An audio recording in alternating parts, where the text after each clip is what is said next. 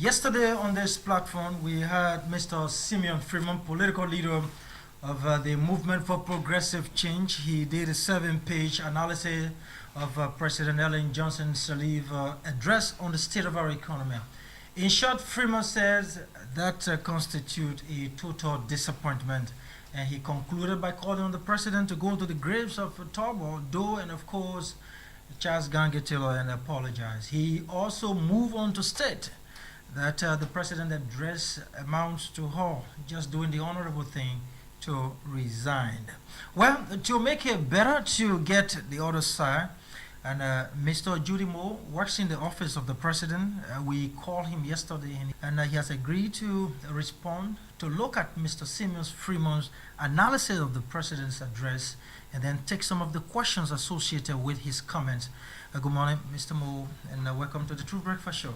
Morning, Chief. Thank you for having me. It's been quite a long time we've not interacted on the radio. I know. It's good to see you and Solo this morning. It's good to be back here. Truth. Wonderful. First of all, let me express my thanks and appreciation for accepting our invitation to a dialogue, because this is necessary for our country. It's good that we talk more than take up the guns. All right, you've been going through Mr. Simeon Freeman's reaction to the president's address. I just want to give you the next few minutes to give you a response as it relates to some of the things he mentioned. Sure. I mean, a part of the reason why I took the invitation to come on a short notice is because as a government, as an administration, we're very proud of our record. Mm-hmm. This is a record that we have worked hard to get and a record that we will defend. Are we proud of this record? Absolutely. Is it complete?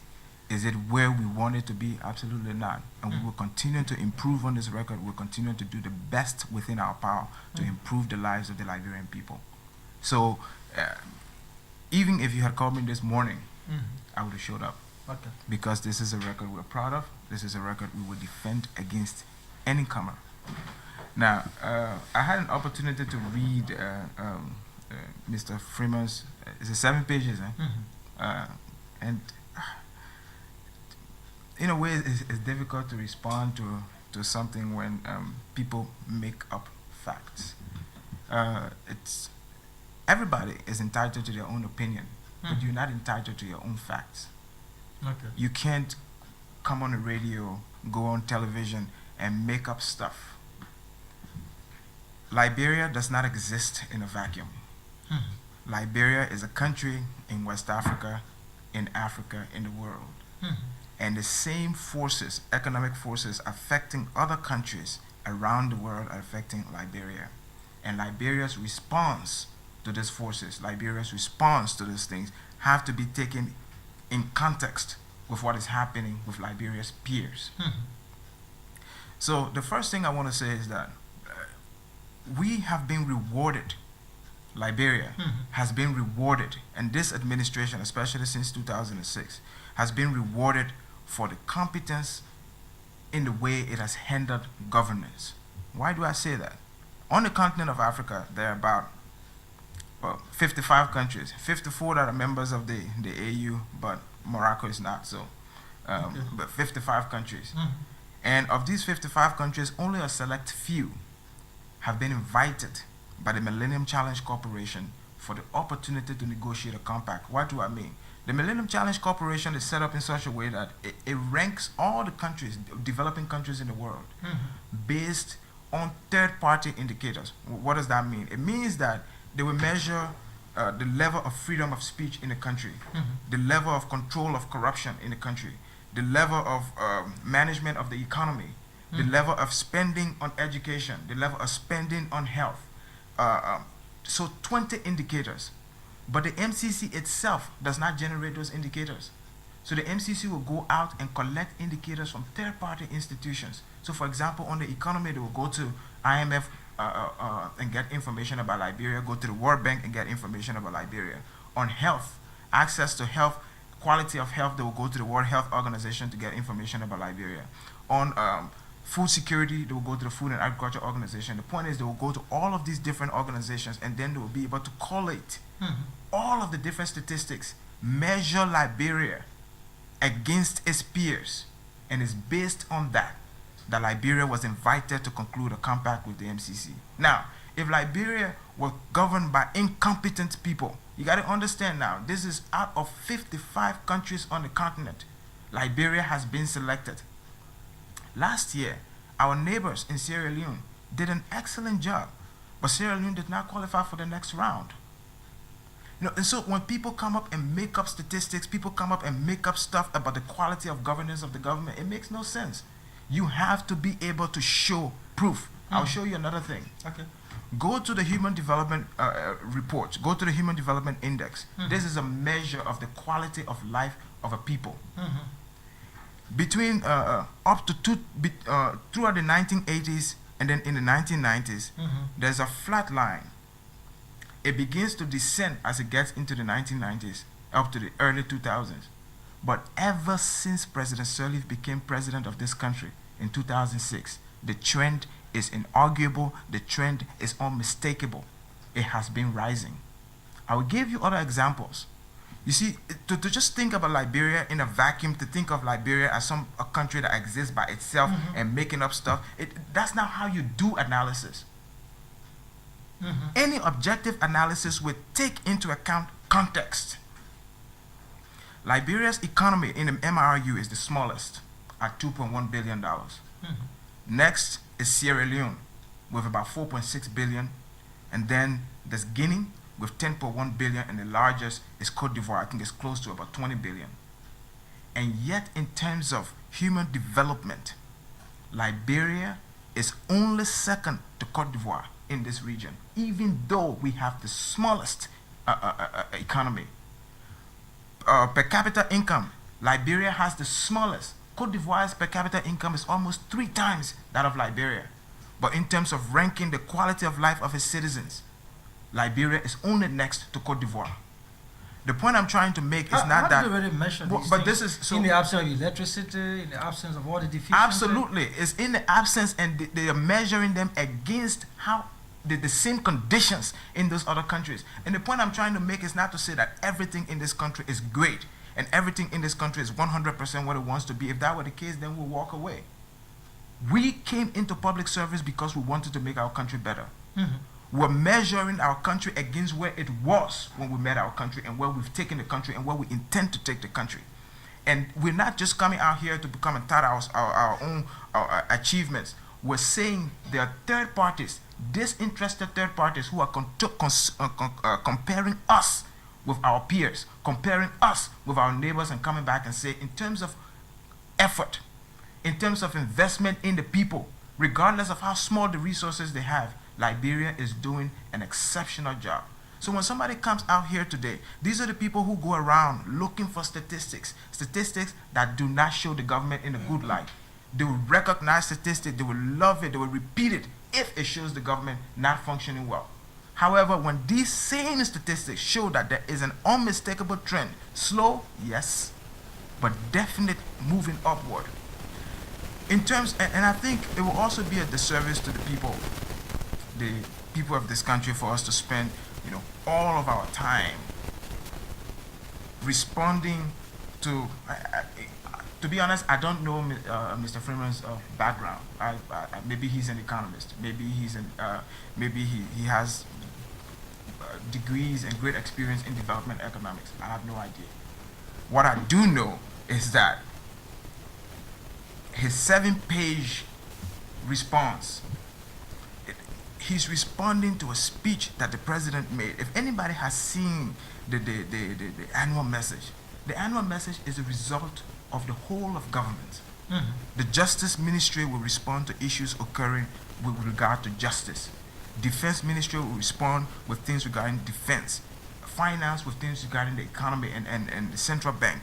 And it is an aggregate of the entire government and all the people with competence in those areas contributing to the president's speech, to the president's annual message. And somehow they believe that one person who's, again, competence in these areas, we're not pretty sure. We don't know where these competence come from. I mean, we're not pretty sure about that.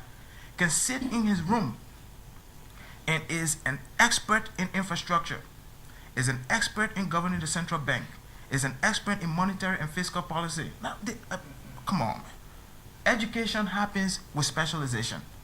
People gain competence in areas of expertise, because that's how education works. There is no one person who is an expert in everything.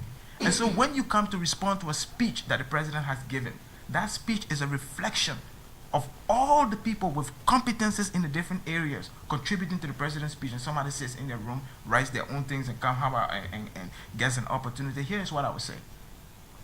If there is anybody in this country who believes that given the same resources they could have done different, they could have built a better country. If anybody in this country can show me a country that after a 90% decline in its GDP, 10 years later had a trade surplus, 10 years later had high employment, I'm ready to take that person on.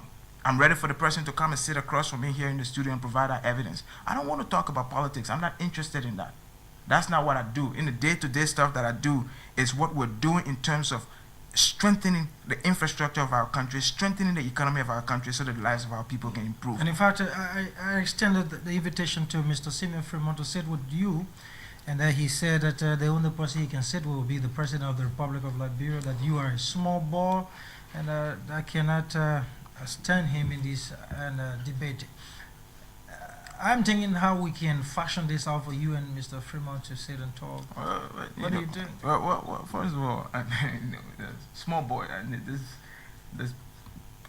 here's the thing. Today's actually my birthday. Happy birthday. Yeah. Today's actually my birthday. You got a reason to celebrate. Yeah, well, and again, this has nothing to do with age. This is about competence. This is about experience. And, I think it's important for me to be able to talk a little bit about myself. I'm not just some person who walked off the street and came here to be able to respond to this. My undergraduate degree is from Berea College in Kentucky. And when I graduated, I won the Kentucky Political Science Association highest honor for the most distinguished undergraduate research paper. You just go on the internet, you'll find it. It was called Demographic Pressures and the Stability of the Nation State in Sub-Saharan Africa. And when I graduated from Berea College, I won the highest award that the college can award. It was the C. Berea Award. I did my graduate degree in foreign policy and international security at Georgetown University, and I finished with distinction.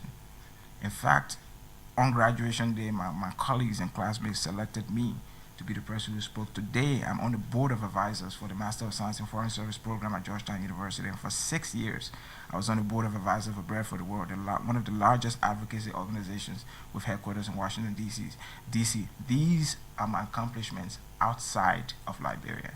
I didn't get those opportunities because somebody knew who I was in Liberia. I don't know what Mr. Simeon Freeman's competences and his qualifications and what he has achieved outside this country. Well, I don't even know what he's achieved in this country. The whole idea that I cannot have a discussion with him on the economy because I'm a small boy. This is not about age. This is about competence. This is about, if you want to make comments about the economy, if you want to talk about our performance on competence and the way we have governed, that is a conversation I am more than qualified to have with him or anybody. So the idea, I think Mr. Freeman is just afraid.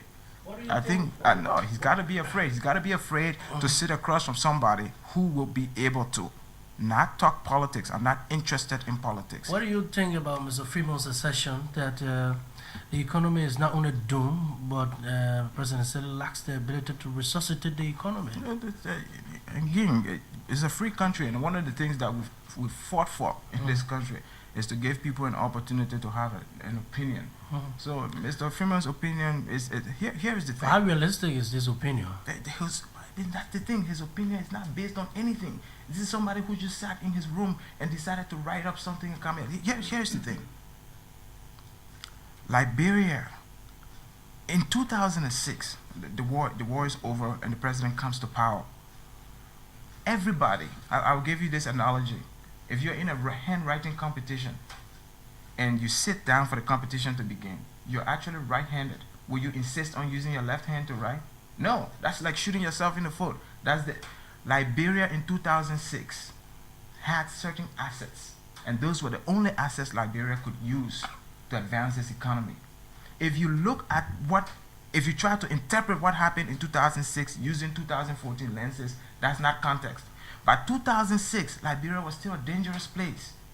Up to 2006, there had been ceasefires before, and those ceasefires had been broken. Now, anybody who knows anything about investment is that capital is a coward. Wherever there's instability, wherever there's uncertainty, it's very difficult to have huge amounts of money being poured into that. And that's why you can see the difference between Ghana and all of its neighbors. For the last 30 years, Ghana has been stable. Ghana has been predictable. And capital has rewarded Ghana. There's been investment in Ghana. In Liberia in 2006, we had just come out of war. We had to sell the country as a destination for investment. We had to go out and give incentives to people to come to Liberia, and try and invest.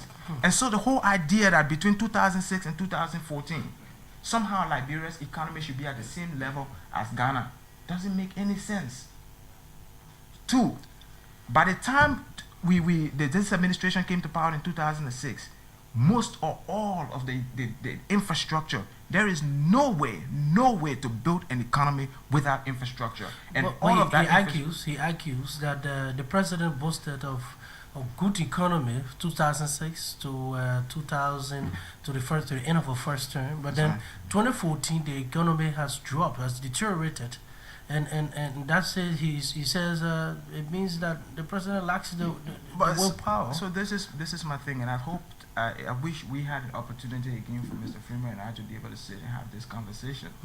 Between 2006 and say 2012, not only was the economy growing, within our economy we also had a huge contingent, up to 15,000 United Nations personnel. And since there's been the drawdown of the UN drawdown has meant that some of those people are leaving the country, and the expense, their activity in the economy has also been cut off. You did not put a budget for these? Of course, we anticipated that. We anticipated that this would happen. Okay. But the government cannot manufacture resources. We have used the resources that are within our power to be able to use, to be able to adjust for that. But this was not something we could replace overnight. And so there has been an effect on the economy. The second thing is the size of the state between 2006 and 2014 is different.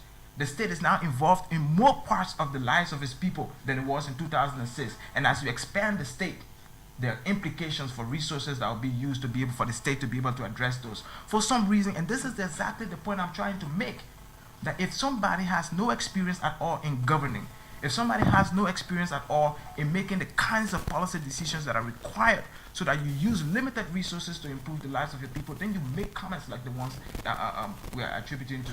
But again, I think it would be an excellent opportunity, and one that I really, really hope that Mr. Simeon Freeman accepts for an opportunity for us to be able to have We'll press on discussion. that, we'll talk about that, but let's go to the meat of his comment. He says there is a clear misunderstanding here. The image of Liberia, as we know it, have greatly deteriorated. Number one, deteriorated. Number one, Liberian students have a long history of massive failures in WAEC exam, and that has worsened under LA. Liberia has a history of extreme poor health delivery system, and that has worsened under LA. The 2 points. Health and education. You see, when this administration came to power in 2006, I think there were two Liberian medical doctors in the entire country. 2 Liberian? Yes. The whole idea now, where we have, at least in every county, there is a medical doctor now. I mean, the numbers are not where we want them to be, but just basic comparison between then and now. The whole idea that somehow it is worse now than it was then. This is the point I'm trying to make. He makes these things up. But what else did we do? We offered an opportunity to Liberian students who wanted to become doctors to be able to get a scholarship at WRT to be able to go to school. And when they're done, we send them out into the interior where they do their residency, and then they come back. They work for the government. This is how you build a health system. Second thing is, one of the increases that we saw, I think up to 4,000 health workers were brought onto the government payroll as NGOs were withdrawing. There were all of these health workers who had been working for them before. We couldn't just let them go because the services they were providing. So we brought them onto the government payroll. Just even that, the sheer numbers of that, the idea again that somehow it is worse this year in 2014 than it was in 2006 does not make sense. It doesn't. Now let's go to education. The problem with education has been really vexing, because a part of the thing was in 2006 when this administration took over. One of the first things we sought to address, and we invited all our partners to help us in addressing that, was the number of young people, number of children who were out of school. And so we focused on building schools, and we asked our partners to do the same thing, to build schools. But very early on, we came to realize that it wasn't just enough to build the schools, because we needed to do something about the quality of the people who were given the instruction. And so we opened the TTIs. Across the country. Yes. The third thing we did was to be able to give young Liberians and Liberian students who wanted to become teachers, again, we gave them opportunities to go to our universities, and they will be offered some stipend. And they will be able to get their education, get the scholarship, get an education, so they could become better teachers. The president went to the United States and asked the Peace Corps to redeploy in Liberia, to re-engage in Liberia, and then asked the Ministry of Youth and Sports to create a program where Liberian students could be paired with Peace Corps across the country. And those students are across the country now are paired with Peace Corps. The whole idea, again, that somehow, with all of this done, the country is worse than it was then. It's difficult for me to understand it. Now, are we happy with the performance of our students? Absolutely not. And that's why we're doing everything to fix it. What we have done is to be able to go back and look at the sector and put together a cost or plan for what it would take. In fact, when we were in Qatar, the president met with Sheikh Moza, the head of the Qatar Foundation, and explained to her our frustration with education and the quality of education, and said that, you know, we have done this plan and we have even costed it, and we would like to invite the Qatar Foundation to see how they could participate with us. But we were asking them during the same week that the event was happening. So they told us, okay, even if the event happens and we're not there, we will come to Liberia. And we just finished the itinerary for the team from the Qatar Foundation to come to Liberia to be able to help us to be able to do that. Again, this is the point I'm trying to make. If somebody is trying to score cheap political points, this is the stuff to do. If somebody is basing their analysis on facts and not creating facts on their own, and not afraid to come and debate the issues on facts, they would not make the kinds of statement that you attribute them to Mr. He also commented, he said Liberia has historically been a source of huge foreign direct investment with little or no benefit to its people. Huge benefit to public servants and poor FDR corporate tax payment history. It is washing on Ellen because every natural resource of Liberia has been mortgaged for peanuts to the detriment of the country and in many instances to very shitty companies. I think this is an allegation that seems to be stronger on the daily basis. Well, but this is the point I'm trying to make. First of all, Liberia, I don't remember Liberia as being a source of foreign direct investment. To argue that Liberia is a source of foreign direct investment means that Liberia is actually, money is coming out of Liberia to go and invest in other countries. So Liberia has been looking at the English and the context. Again, what is the point? Liberia has been a destination of foreign direct investment. Maybe that's what he's trying to say. I don't know. Okay, I think what he's trying to say. Yeah, but again, this is our economist, right? But so the point I'm trying to make is that it's very difficult for us to. This is what I said from the beginning. We led with our strengths. What did we have to offer the world in terms of an economy in 2006? What we had to offer the world were the natural resources that we had. Liberia did not have an industrial base, and Liberia has never been a big industrial power. Historically, our country has been a natural resource country. So one of the things that the president has stressed throughout, even when we were doing concessions, was the idea that we needed to be able to add value. It is because in adding value, we'll be able to create more jobs. However, to be able to rank the economy of Liberia now based on the concessions we've done is a little unfair. At the peak of our exporting of iron ore out of this country, we had 2 mines operating in the country, right? Bong Mines and Lamco. We're going to have 4 mines operating in the country. We have never done industrial gold mining in our country before. We're going to have 2 industrial gold mines in the country. The quality of this economy will grow. But this is like building a house. The bigger the house will be, the taller the house will be, the stronger the house will be, the deeper its foundation will have to be. And the problem with foundations is that, you know, when you're doing a big construction site, you will fence it. And so you're working on the foundation, people looking at the fence, they can't see anything. But in building the foundation, it is on that foundation But that it this seems economy will be you're built. shifting the construction, the foundation every now and then. You make these projections, they don't come on. You say this, it doesn't come to pass. But here's You the know, again, sometimes we one of wonder the- whether the first thing you mentioned about competence and understanding of the issue This is- really bearing. no, that's We're making more mistakes than we're moving forward. I would dispute that. You were talking about the No, concession but agreement. let me talk about this. No, let me I- remind you on the concession agreement that we signed. The late audit yes, that were called for by the government That's proved correct. that so many things were done outside the norm. and one of the things about that audit was there were procedural. So, for example, when there's going to be a concession to be negotiated, the ministry, if it's an agriculture, I'm not sensing you're trying to downplay procedural. No. I'm not downplaying procedural. It's like the Ministry of Agriculture is supposed to write to the Ministry of Planning Mhm. to get a certificate for them to begin the negotiation. That certificate was not. They may not have gotten that certificate, and so then, but still, the IMCC meets and concludes the agreement, sends it to the legislature for it to pass, and so there's one point of process that was missed. Talk about compliance. That's correct. The second thing I would like to say about that is that nobody who is content with his incompetence, nobody who is content with not following the rules, commissions an audit. The whole point of an audit is to be able to assess your performance, and in assessing your performance, to be Who able called to for the correct. audit? We in the establishment of the EITI made provision for the EITI to be able to conduct these audits.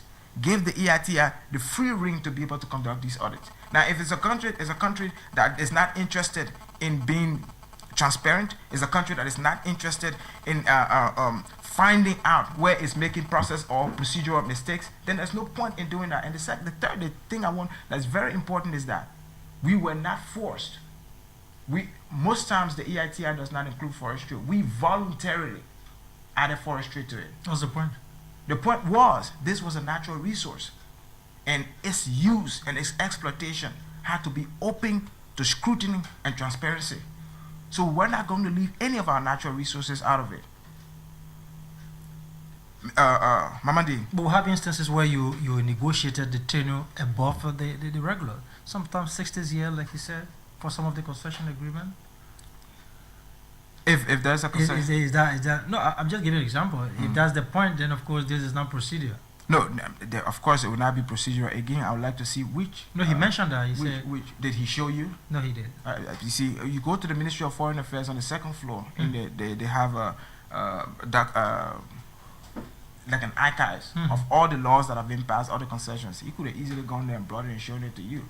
I'm not aware of any, but I should also note, like I said from the beginning, the concession agreements that were signed in 2006 and 2007 will, as a function of the changing circumstances, be inferior to any concession agreement that we negotiate now. Why? In 2006 and 2007, Liberia was not known as a destination of investment. Liberia was just emerging from war. Liberia was still an unstable. But we still have place. Liberians here with the competence to do the right negotiation. This wasn't about it's not about the competence. It's not about the quality in terms of the people didn't know what they were doing. It's in terms of the incentives, in terms of the incentives that were giving, in terms of how good the tax breaks were that were given to the companies that were coming. We had to entice people. We had to actually sell Liberia, and we had to make it worth their while to invest in a place that was so risky and so unstable. He also mentioned that BRE folded up, left, but the tax break that were given to BRE was about to be Again, transferred that's to. one of the strangest things I've ever heard. It was my first time hearing it yesterday, and again, so maybe this will be an excellent opportunity for Mr. Freeman to, at least he has the benefit of listening to me on the radio now, or somebody else in his party, if it's not just him, will listen to it and be able to tell him what I said. So when we get the opportunity, he will actually stack on the side all of the evidence to be able to prove the things that he said.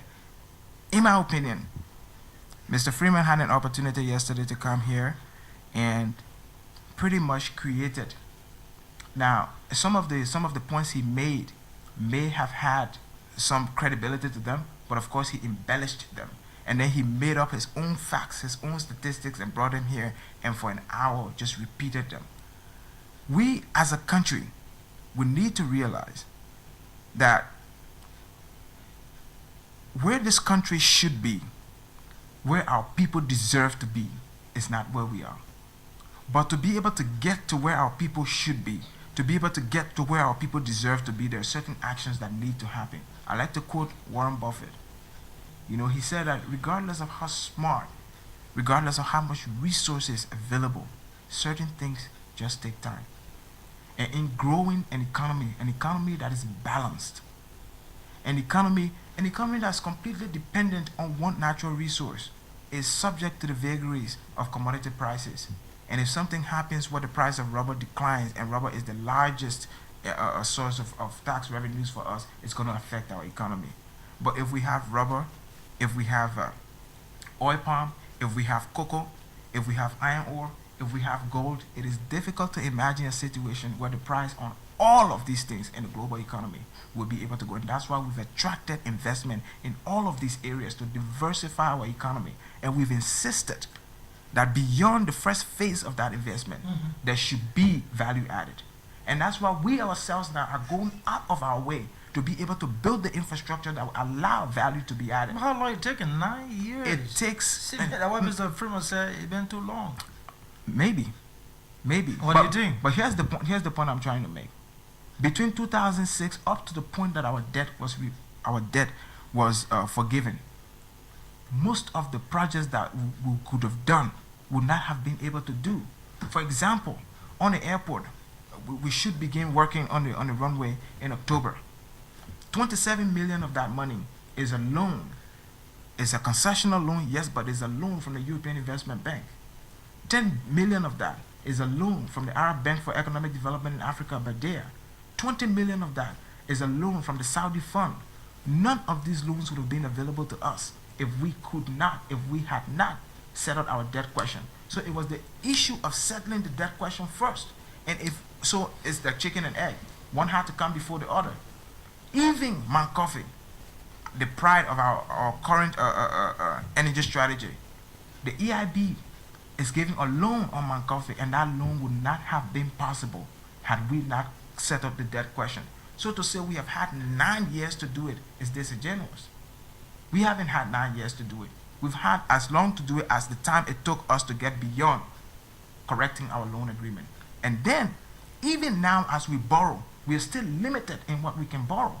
And no country in the world, again, I want anybody to show me any country in the world that is able to conduct all of its affairs based on the money it raises through its revenue.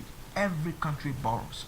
But our ability to borrow is hampered by the condition we inherited and the debt we inherited. Because now, we have to demonstrate to our creditors, we have to demonstrate to the multilateral international financial institutions that we will not be engaging in the same things that got us into the debt trouble the first time. And that's why we have to have a sound debt management policy. Okay, he also talked about small government. Why is it too worried about small government? Because for Madam Sirleaf, for the first years of the president, her consultation on making the government smaller. In fact, Mr. Simeon Freeman said there is no need for LACC, no need for PPCC commission, and then he just want a very small government and everything will be done very easy. I'll just tell you, one day I was walking up the stairs at the Ministry of Foreign Affairs, and there were two guys. I don't know them, but I think they work in the financial department at the Ministry of Foreign Affairs. They work in finance. And they were going to lunch and having a conversation, but the way they were walking too deep, so there was no way for me to go past them. I had to walk from behind them. And I happened to just listen to the conversation they were having. And they were talking about a mutual friend, and the one guy was saying to his friend, the man vexed with me because the man wanted me to authorize some transaction and I didn't do it. I told the man I needed to see the instrument that authorized that transaction. And because he didn't, the man vexed with me. These were just... You're talking about the internal control system? Absolutely. This, for me, I was very, very happy. They didn't know who I was. I don't think they even knew that I had listened to their conversation. But when we talk about the quality, improving the quality of the system, this is what I'm talking about. The size of the government. We're about 4.1 million people now. What is required of the government is more than it's been before. This is the largest the population of the country has been. So it is in our interest to streamline the government. It's in our interest to make sure that only the number of people required to be working in government are the people who are working in government. And the Civil Service Agency is working on a plan to be able to streamline the government, but you have to balance that. Without the private sector at the point where they can be able to absorb these people, and you empty the government, it would be great for us to right-size the government But immediately. then how come initially they wanted to do a small government? Small government And that was the understanding before knowing the issue. small government is the ideal. Small government is where we are headed. It's about sequencing. It's about phasing. It's about when we'll be able to do it. We've never departed from that. That's exactly what we want to do. We want to devolve more. We want to give more responsibility to the local government. We want to reduce the size of government. We want to increase the size of the private sector, but it has to be sequenced. Again, this is what I talk about when I say the quality of governance. Now, somebody who has never been in a position to make these kinds of decisions, of course, they can make loose statements about that. See, that's the thing. This is the thing. It's very, very, very easy to be in the position of somebody. All you have to do is criticize. Nobody holds you accountable for what you're doing. But I needed to come here today for people to understand that the record of this government is something that we stand by. This is our achievement. This is what we walk away with. Is the economy in good shape? The fundamentals of the economy. I've heard that over and over. The fundamentals of the economy are sound, but we're going through a shaky phase. We're going through a shaky phase, and when I say we're going through a shaky phase, there are all kinds of pressures. Now, the instrument through which we're able to affect the economy is the budget, and there are all kinds of pressures on the budget. I'll give you an example. We have 22 megawatts of installed capacity, right? And about 6 months, I think 4 or 6 months ago, we had a problem with about 11 of them. It was a $2.3 million project that we had to do to be able to fix it. Now, that $2.3 million was not budgeted for. We didn't know that 11 generators were going to go out. And these kinds of things, the bigger the state But when you becomes, bring your planning, you should consider that. absolutely, Unexpected situations will come about. there is money So for as a better planner, you should get something in absolutely, contingency. absolutely, there is a contingency. But when you are experiencing a shortfall, then the contingency becomes an added burden on the economy. And so managing that is a problem. We have our hands on it. We have a good grasp on it, but it's not the easiest thing. But in terms of how the economy is set up, how the economy is structured to grow, this economy is fundamentally sound in that light. Okay, before we go to the last, so let's just conclude with this. And Okay, the you wanna president, and the president made mention to the lack of cooperation since to the stress on the economy, and people will say she has to take the blame. Well, fair enough, and I think tensions within government. On one side, you have the central bank.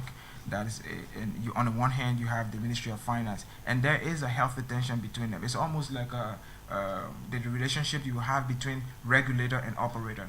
The relationship, it can be cordial, it can be professional. It's never on a buddy thing. And so I think part of that, in instances, that's what the president talked about, when that tension became a place where it prevented us from taking actions that we should have. But it's not a case. Okay, further question. Madam Sirleaf leaves in 2017. Yes. You think before she said goodbye to this job, she'll be leaving a legacy that historians will remember her kindly for? Absolutely. Give us the indicators. And this is what I do every day. This is my day job. My day job is to ensure that by December 31st, 2017, or January 15, 2018, when we hand over to the next administration, to the next government, there are certain actions that would have been taken. And those actions would have put Liberia on the path to grow a balanced, a strong, and a powerful economy. One of the first things that by December 31st, 2017, one of the things that would have been accomplished is that Monrovia will be connected by a paved road to the second largest city in the country, which is the de facto commercial capital, that's Ganta, and then to the Guinean border. We've already concluded one of that is that connecting Monrovia to the second largest port city, which is Bikini. We're gonna do that. We're gonna Mount Coffee, 80 megawatts of 74 megawatts in the middle of in the peak of the rainy season will be flown from Montgomery. We're going to attempt to connect, and we will do everything within our power to get to that, between 87,000 to 90,000 customers to that grid. We will build the substations that are required to be able to strengthen that grid. We will build the corridor from Dubu Road North all the way to Kakata. We will build the corridor from EAW Junction all the way to Habel so that people in those areas will be able to have access to electricity. We will build thermal capacity that will be equal to what is coming out of Montgomery. And on that, by September, the 10 megawatt HFO from JICA will be tested, hopefully so that by December it can be turned over. By March, the 10 megawatt HFO from the World Bank should be complete. By July, the 18 megawatt HFO that the government itself is paying for should be finished. And we are concluding, we've sent to the legislature for ratification another 10 money to finance another 10 megawatt of HFO. We're going to build an energy sector in this country that will be enough, that will be adequate for people to be able to use that energy that's been provided for them, use the roads and access to the ports that have been provided for them to be able to grow the economy. By the time President Sirleaf leaves this country, there will be signature flagship infrastructure that would not have been possible had she not been built. That sure absolutely 100% of we had an opportunity with 21 persons that had a chance. Up to 2011, everybody who wanted to be president of this country had 6 years to criticize incompetence, corruption, whatever they wanted to do. And when we went to the polls in 2011, 44% of our citizens, a plurality of our citizens, selected one person to lead the country. And when we went to the second round, the majority of the citizens who cast their vote selected one person. There was only one person who could have done the job, and the people of Liberia were wise enough to choose that person. Okay, let's conclude our foreign travel, because I also mentioned it seems to be we're wasting a lot of money on the president's leaving here and there every now and then. Simeon from a commenter on that. We have to respond to it because of that. Because I'll just give you an example. Because we went to Japan, we got Somalia Drive, $57 million. Because we went to Japan, we got $33 million in HFO. And what was the cost of the whole trip to Japan? Do we have a system somewhere that we can get all of the reports from the president when she travel? Does she make any reports? This is one of, and that's the thing, one of the few persons in the government who, at the end of all her travels, concludes a detailed report of how much money was spent with receipts and everything, and the president has that. You can file a Freedom of Information request, and that information is not something that the president is hiding. And this is another thing. It is arguable that President Ellen Johnson Sirleaf is probably one of the most frugal presidents on the continent of Africa, in terms of what she demands of the state, in terms of how she travels, in terms of how much money is spent when she travels, and the things that she asks the government to do for her. But she's one of the most frugal. So compare her travel bill with that of her neighbors and with that of her counterparts and peers. So yeah, you born over 20%. Wonderful. Thank you very much, Gyude Moore. Gentlemen, we have a tradition here. Let's listen to you out there. 0777 469794. So you can start. 777 469793. And let me take. Sorry. Good morning. Yeah, good morning. Good morning. My name is Abubakar Kone, and I'll call you from Cloudon this morning. I listened to Gyude Moore this morning, but he began to give some further information as it relates to the issue of medical doctor. He said prior to the coming of President Sirleaf at the presidency, but then Liberia only has 2 medical doctors. I think that alone is a complete fallacy. So what is the reality for you? Yeah. How many were there? Prior to the coming of President Sirleaf, we have more than 2 medical doctors in Liberia. We had therapeutic in Liberia by then. Was he practicing? We have. Was he practicing? Especially by then, when he contested in 2005. Was he practicing? I said he was a medical doctor. So you cannot tell me that you know. Okay, we'll take note. Okay. Julie, you'll respond to that. Thank you. Thank you. My boss, Good morning. Dr. McLean, Let me is a just psychiatrist. He doesn't practice. Good morning. Good morning, Solo. Good morning, Mamadi, and good morning, Mr. Moore. Good morning, Chief.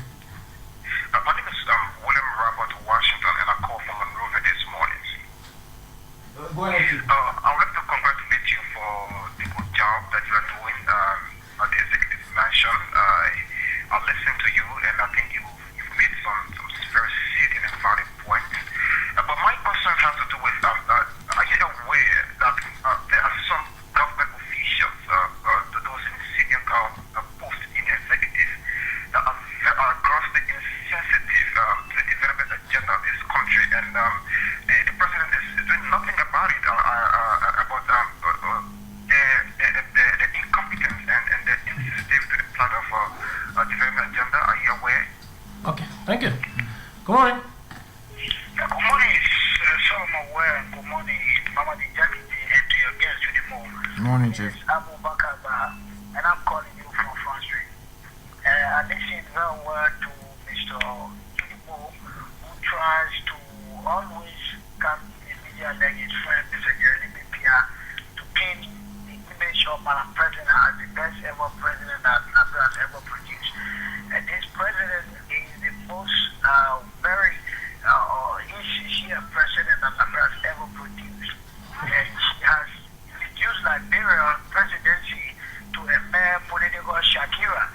Salim travels like a celebrity who goes around from country to country. She has been to Manhattan, New York, all around the world, and people are living in absolute destitution and economic stagnation. And you go around telling us that Liberia is on the right foot. Okay, thank you. Good morning. Good morning, Solomon. Good morning to Mr. Moore and to Mama D. I'm calling from Montgomery, Virginia. I'm Coty, David Coty. Mr. Moore, when you first appeared on this program, I told you one of the problems that the government has is they're not getting out there with information. This is why you have every Tom, Dick, and Harry coming to Georgia with just travels. Now, you have explained a whole lot of benefits that they coming from these travels, and some of this called the president is celebrity who travels. My advice to you is that please make sure that you don't only appear to react to Mr. Freeman or anybody else. These one-man show people who don't have anybody behind their own political party, just one man getting up in the morning, making writing people in his house. Don't just be a reactionary person.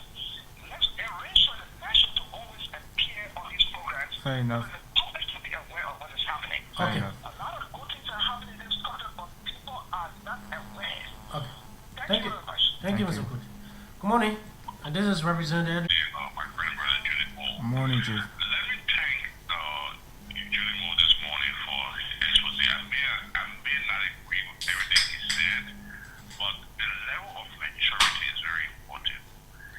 A few weeks ago, about a month or so ago, when Mr. Yeri spoke of the presidency, the presidential spokesman came on the air, and the classification was a farmer and scratch card seller.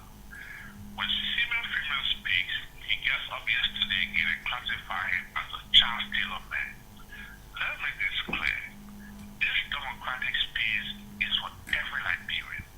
The presidential spokesman cannot come on the air and begin to brand people on past regime. We are here. The very person Gyude Moore referred to as his godfather today, as his mentor, Dr. McLean, was Charles Taylor, Minister of State in Banga. So when we begin to put people into sectors in Liberia as Charles Taylor man, Samuel Doe man, and Tubman man, will not move this country forward. I think the position of Gyude Moore this morning was very mature. He spoke to the issue. He addressed the issue regarding Simeon Freeman, and did not go on the air to say who was Charles Taylor man, who was this. I think the presidential spokesman should listen to Gyude Moore. He should learn from Gyude Moore. He's my very good friend, but I think he's proceeding wrongly when he began to speak on behalf of the presidency and begin to put people into regime. This is not good for the peace process. It's not good for our democratic space. And I think it was this way. Let me commend on Gyude Moore for his expose this morning. I think he did very well, and I hope that the presidential spokesman will learn from him. Thank you. Very much. Good morning. Good morning. Good morning, this is Comrade Studio, Mr. Gyude Moore. Morning, My Chief. name is Jamel Kuri. I speak for District 5 this morning from the second belt. I listened carefully to him, but I think he provided information that I believe some of us and some of our comrades are addicted in terms of criticizing his government. We take our own time and do this research and come up with facts, and not just come on the radio and you say all type of jargons that do not represent any facts. They're just surrounding this mere negative advocates against this government. I think Mr. Gyude Moore said it all. And we are here, we are watching the developmental drama is unfolding. Nobody, we are all here. Look at the forward role he spoke of. Look at the coroner. Oh, thank you very much. Let me just take my final call and then I say, good morning. Good morning, hello. Good morning to your studio guest. My name is Mohammed Saba, and I want to say thank you to your studio guest. But I want to repeat the question that was asked by Mama Diakiti, that how was the ranking done when Liberia came second to Africa? And how was it done when Liberia had signed the 8 concession agreement and just took off the standard? How was it done when Liberia does not have sufficient safe drinking water? How was this ranking done when Liberia does not have good road network? How was the ranking done when Liberia cannot even boast of electricity? When Liberia, as a country that has approximately a little amount of 4 million people in the country, when the people themselves are not feeling the impact of their natural resources. Okay, thank you, thank you. So how was the Okay, ranking I done wish to take George Bappin, he's one of our colleagues. So let me just, good morning. Good morning, so how you doing? We're fine, go ahead. Mr. Moore, why I also commend him for his expose. Some of the things he exposed, I really did not know. I'm well capacitated, but I just want to correct one thing about the 2 medical doctors. In this country, we have over 5 medical doctors. You have Dr. John Muller, you have Dr. Peter Cooper, who was Minister of Health. Were they actively practicing? I'm telling you, Dr. Peter Cooper was Minister We're of talking Health. about graduate though. Okay. Practicing at the JSK. They were practicing. Yeah. Okay. You have Dr. Walter Wenningali. Okay, he will respond to that. Okay. Let- You have Dr. Zoakwe in Banga right now. Okay. He was practicing. So you have over 6-7 medical doctors here prior to 2006. Okay. Okay, thank you. Thank you very much. Good morning. George Whisper. Let me begin by saying happy birthday to you, my cousin, Brother Gyude Moore, Well, thank you, Chief. and for a splendid job done this morning. I would have actually just gone on because Judy has said a lot of things except for the last caller just before Bobby, who tried to raise some fundamental questions, and also to Simeon Freeman. I think the major point, Prime Minister Freeman, if he is an economist or development economist, with all due respect, we get to understand when Mr. Moore speaks about the macro fundamental of the state being solid and used as a reference point to create Liberia, I point to some work that has been done built on the future. For example, when we talk fundamentally as development economists about the macro fundamentals of the state, we go first in the environment in which social, political, economic. Go ahead. This way, that has been. Oh, sorry, George. Let me get this one through. Good morning. Yeah, go ahead. No. Yeah, this is James Pine Jr. I joined me for my Benson Street resident this morning. Mm-hmm. Well, Mama, let me say many thanks to Mr. Gyude Moore for the level of enlightenment he has provided to Mr. Simeon Freeman. Yeah. We believe most of his argument has no substantive issues, no reliance to point to. But I think Mr. Moore has clearly outlined some of the achievements of those governments, and he makes his point well. So I think it is good for Mr. Simeon Freeman, who was contemplating of offering a tutorial class for the president, to now sit with Mr. Gyude Moore, so Mr. Gyude Moore can provide that enlightenment for him, because yesterday he started on your show, he never provided, in fact, he didn't lie on somebody's name, and the president has to phone in to provide the necessary correction for him. So I think it is prudent enough that Mr. Simeon now the teacher now turns to a student and sit under Mr. Moore for enlightenment. Thank you. Thank you very much. We'll take one more call, then we'll go over to our studio guest. Good morning. Good morning, Mama. Good morning, my brother and friend Gyude Moore. Morning, Mama. I'm calling from Southtown. Alright, My Morris. son gave Mama Gyude Moore is an educated young man, but I'm disappointed in him this morning. Okay. So, give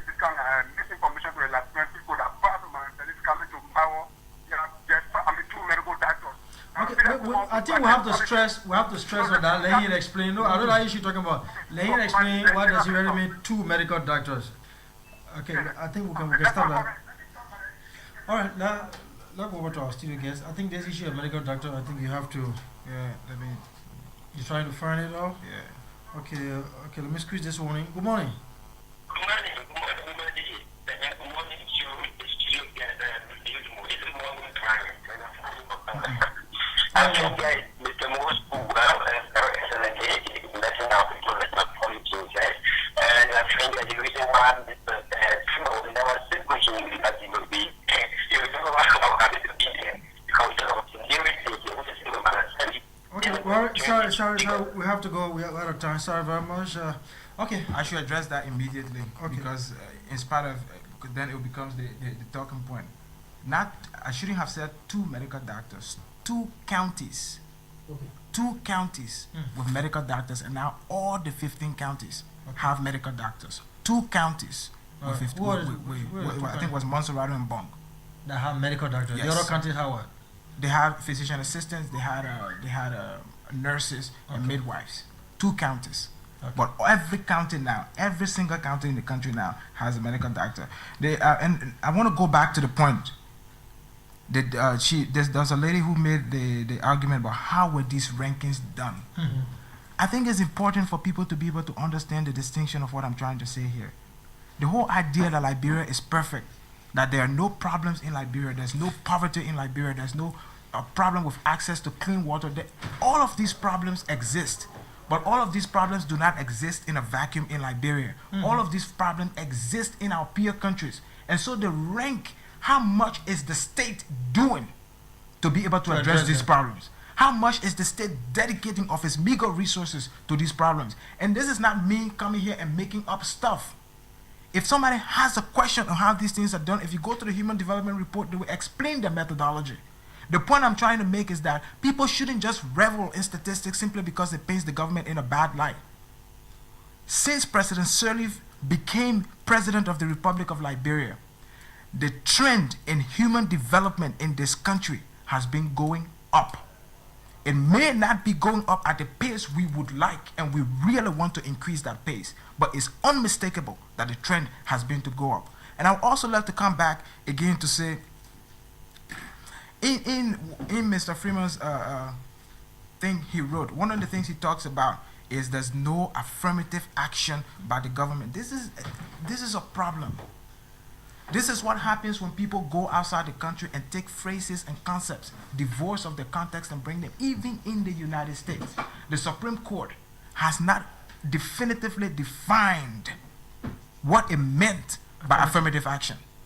And you take the concepts and come and apply it to Liberia. Maybe he meant, oh, the government should do something to be able to help different businesses and stuff like that, but took that phrase and come and use it and come on the radio and just say it.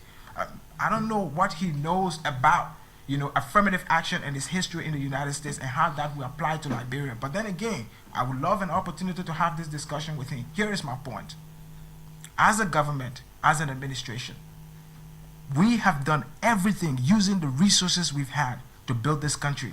And by the time this government leaves power, this country will be on an irreversible path to becoming a middle income country. This country has been rewarded for the competence in its governance. There are lots of countries in the world who share the same experience that we do, but very few of them have been afforded the opportunity to be rewarded for the quality of governance. Is it perfect? Is it where we want it to be? No, but it is not what it used to be. Thank you for having me today. Thank you very much, Gyude Moore. Thank you for your time with us. The opportunity still remains. Mr. Simeon Freeman, we'll get to him to talk about this interaction. I have to remember the stay tuned for the best of program. We're taking a break. We'll be right back.